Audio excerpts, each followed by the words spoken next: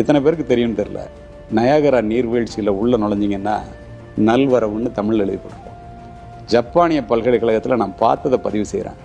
யாதும் ஊரே யாவரும் கேளிருங்கிற கணியன் பூங்குன்றனார் 2500 ஆண்டுகளுக்கு முன்னாடி சொன்னதை ஜப்பானிய மொழியிலையும் தமிழ் மொழியிலையும் எழுதி போட்டிருக்கான்.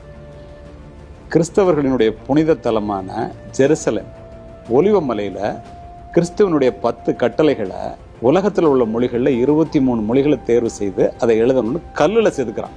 முதல் மொழி நம்முடைய தாய் தமிழ் மொழி.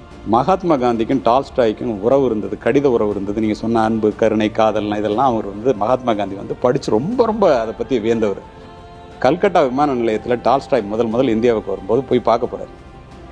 அவர் தெளிவாக அழைச்சோன்னே, நீங்கள் எழுதுகிற கதைகள் என்னை ரொம்ப பாதிக்குது, அஹிம்சையை உங்கள்கிட்ட தான் கற்றுக்கிட்டேன், இதெல்லாம் எங்கேருந்து எடுக்கிறீங்கன்னு கேட்குறாரு.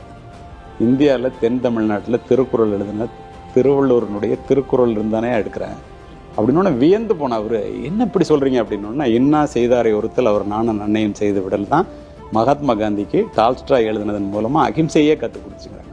இதெல்லாம் விட ஒன்று சொல்லி முடிக்கிறேன். மார்ட்டின் சைபர் ஸ்மித்னு சொல்லி ஒரு மிகப்பெரிய மனிதர்.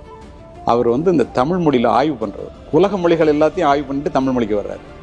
உலக மொழிகளில் 400 மொழிகளை தேர்ந்தெடுத்து a guide to 20th century world லிட்ரேச்சர்னு ஒரு புத்தகம் எழுதியிருக்காரு. 400 மொழிகளை தேர்ந்தெடுத்து ஒவ்வொரு மொழிக்கும் ஒவ்வொரு பேரா 4 லைன் எழுதுறாரு. தாய் தமிழ் மொழிக்கு மட்டும் 3 பக்கத்தை எழுதியிருக்காரு. யாயும் யாயும் யாராகியரோ எந்தையும் நுந்தையும் எம்முறை கேளிர் யானும் நீயும் எவ்வளி அரிதும் செம்புல பேர் நீர் போல அன்புடை நெஞ்சம் தாம் கலந்தனவேன்னு குறுந்தொகை பாட்டு அதில் எழுதுறாரு. யார்? ஆங்கிலேயர்.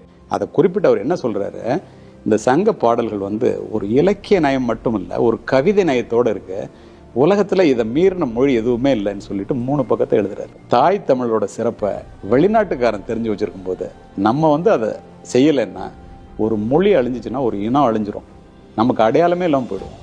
இதை இந்த இளைய சமுதாயம் என்ன வேணாலும் படிக்கட்டும், எல்லா மொழிகளையும் நேசிப்போம், தாய் தமிழை மட்டும் சுவாசிப்போம்.